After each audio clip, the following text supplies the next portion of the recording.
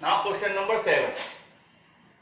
Now 625 multiplied by minus 35 plus minus 625 into 65. These are the first term. ये दो term है. In both see this is common. 625 is common. Okay. तो distributive property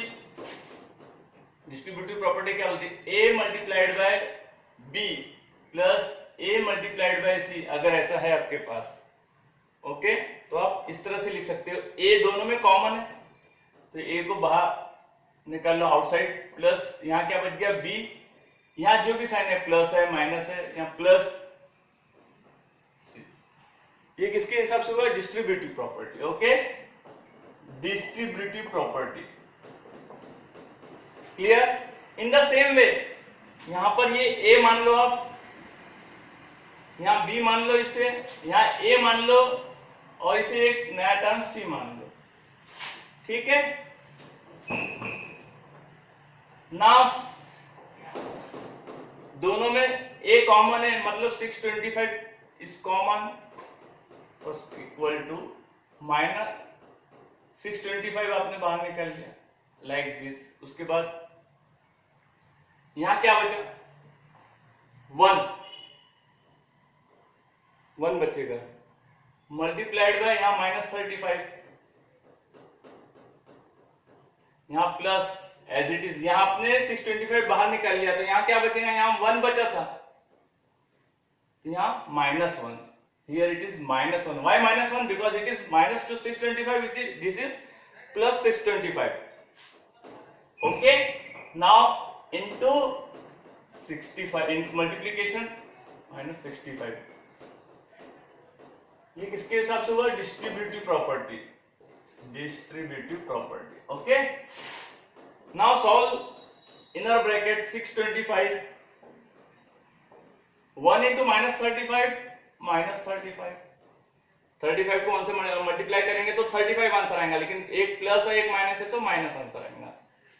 plus इन दोनों का multiply करो तो कितना आएगा? 65. What is the result? 65. एक प्लस एक माइनस है तो आंसर आएगा minus 65. Okay. Now 625 in bracket minus 35 minus plus will become minus 65. Okay. 625 minus 35 minus ये क्या हो जाएगा? माइनस 100. दोनों को आपको ऐड करना पड़ेगा क्योंकि दोनों नेगेटिव नंबर्स हैं.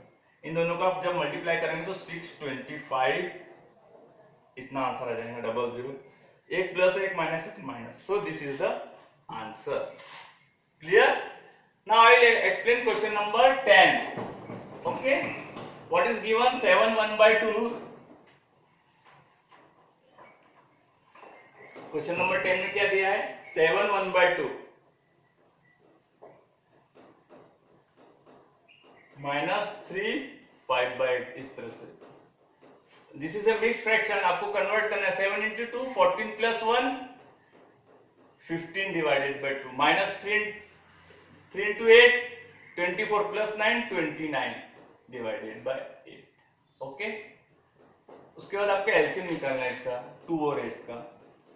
2 8 2 1 जा 2 4 जा. क्लियर? ना इधर 4 टाइम्स जाएगा, 1 times and this is 1 times.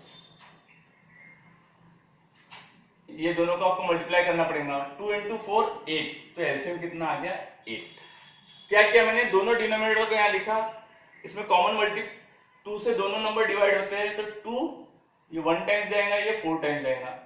फिर इसमें एक ही नंबर है तो इसको डायरेक्ट 4 से डिवाइड कर दो. 1 1 आ गया, यहाँ 1 1 आ गया. इसका मतलब इसके यहाँ जो भी नंबर्स है सबको आप मल्टीप्लाई कर दो. 2 into 4 8. क्लियर? अब ये जो 15 है इसे एज इट इज लिखो आप. 15 मल्टीप्लाइड बाय आपके पास क्या आया? एलसीएम आया 8. एलसीएम को नीचे के डिनोमिनेटर क्या है? 2. इससे डिवाइड करो. 4 टाइम्स आएगा, 4 टाइम्स. तो यहां पर कितना आ जाएगा? Multiply by 4. माइनस ये 29 एज इट इज आप लिख दो. नाउ मल्टीप्लाइड एलसीएम आपके पास कितना है? 8. 8 एलसीएम है और डिनोमिनेटर में क्या है 8 से 8 को डिवाइड करेंगे तो 1 आ जाएगा। Clear? Now 15 into 4 60, okay. 9 into 1 इसका 29 आंसर आ जाएगा, divide by that is 31 divided by 8। Clear? In this way आपका आंसर आ गया 31 divided by 8। Okay, now question number 11। Question number 11 C, 5 of 6 3/4। जब भी ऑफ आता है 5 ऑफ की जगह यहां आ जाएगा मल्टीप्लीकेशन का साइन, लाइक दिस, ठीक है। 5 इंटू 6 इंटू 4 ये मिक्स दे दो, 6 into 4 24 plus 3 27 divided by 4। Numerator ये मल्टीप्लाई हो जाएगा, कितना आंसर आ जाएगा, what is the answer, 135 divided by 4। So this is the answer, clear, of 11। Now question number 12।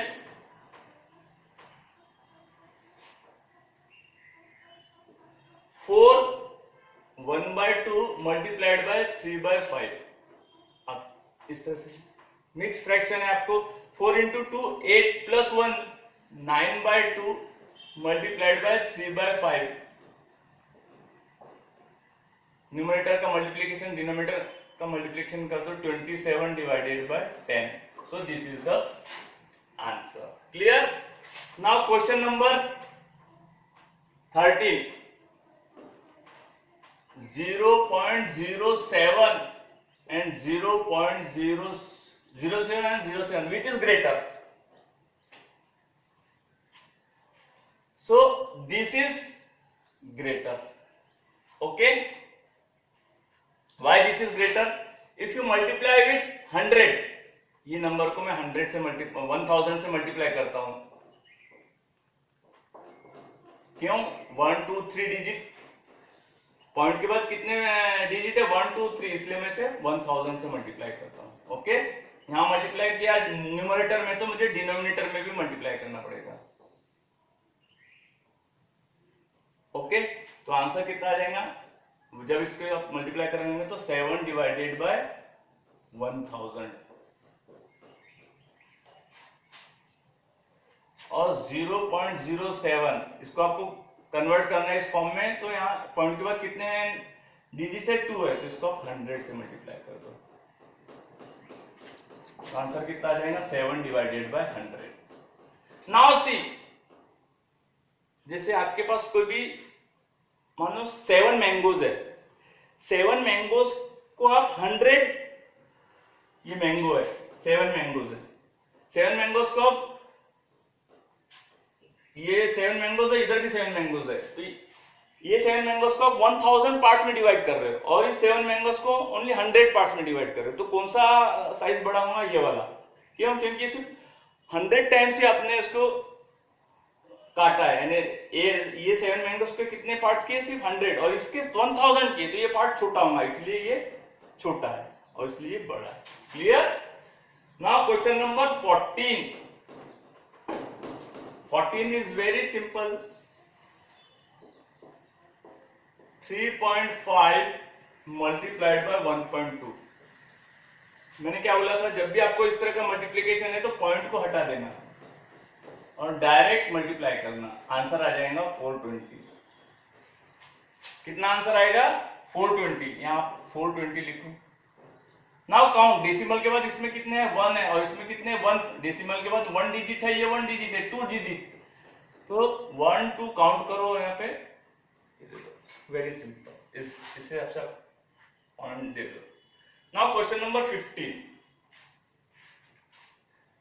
542.6 divided by 100। जब भी आप 10 100 1000 से जब डिवाइड करते हो तो ये पॉइंट लेफ्ट हैंड साइड में मूव होता है, कितने टाइम्स मूव होगा, 1 और 2 टाइम्स, तो इसका आंसर आ जाएगा ये 1 और ये 2, यहां पर आ जाएगा पॉइंट, तो इसका आंसर आ जाएगा 5.426, क्लियर। अगर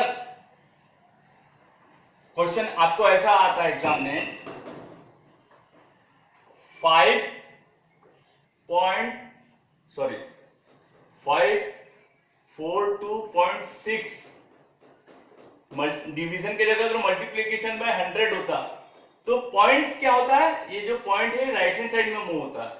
542 राइट हैंड साइड में यहां से यहां गया पॉइंट, ओके, और एक मूव होगा आगे, लेकिन यहाँ कोई डिजिट नहीं, तो आप सिंपल एक ऐड कर दो 0, यहां पर पॉइंट आ जाएगा। तो आंसर कितना हो जाएगा इसका 5460